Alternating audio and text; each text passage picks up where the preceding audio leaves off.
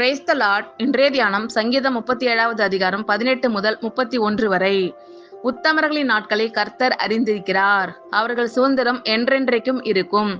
அவர்கள் ஆபத்து காலத்திலே வெட்கப்பட்டு போகாதிருந்து பஞ்ச காலத்திலே திருப்தி அடைவார்கள். துன்மார்க்கரோ அழிந்து போவார்கள். கர்த்தருடைய சத்துருக்கள் ஆட்டுக்குட்டிகளின் இனத்தை போல் புகைந்து போவார்கள்.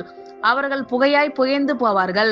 துன்மார்க்கன் கடன் வாங்கி செலுத்தாமற் போகிறான். நீதிமானோ இறங்கி கொடுக்கிறான். அவரால் ஆசீர்வதிக்கப்பட்டவர்கள் பூமியை சுதந்திரித்துக் கொள்ளுவார்கள். அவரால் சபிக்கப்பட்டவர்களோ அறுப்புண்டு போவார்கள். நல்ல மனுஷனுடைய நடைகள் கர்த்தரால் உறுதிப்படும். அவனுடைய வழியின் மேல் அவர் பிரியமாய் இருக்கிறார். அவன் விழுந்தாலும் தள்ளுண்டு போவதில்லை. கர்த்தர் தமது கையினால் அவனை தாங்குகிறார். நான் இளைஞனாய் இருந்தேன், முதிர் வயது உள்ளவனும் ஆனேன்.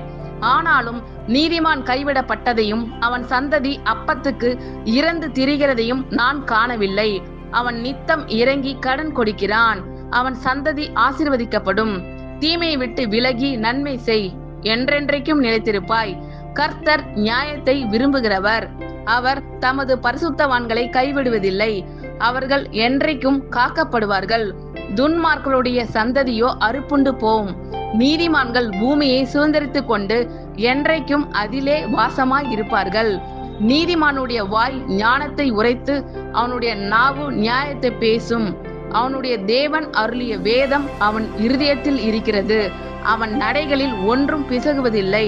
ஆமேன். கர்த்தர் உங்கள் அனைவரையும் ஆசீர்வதிப்பாராக. God bless you all.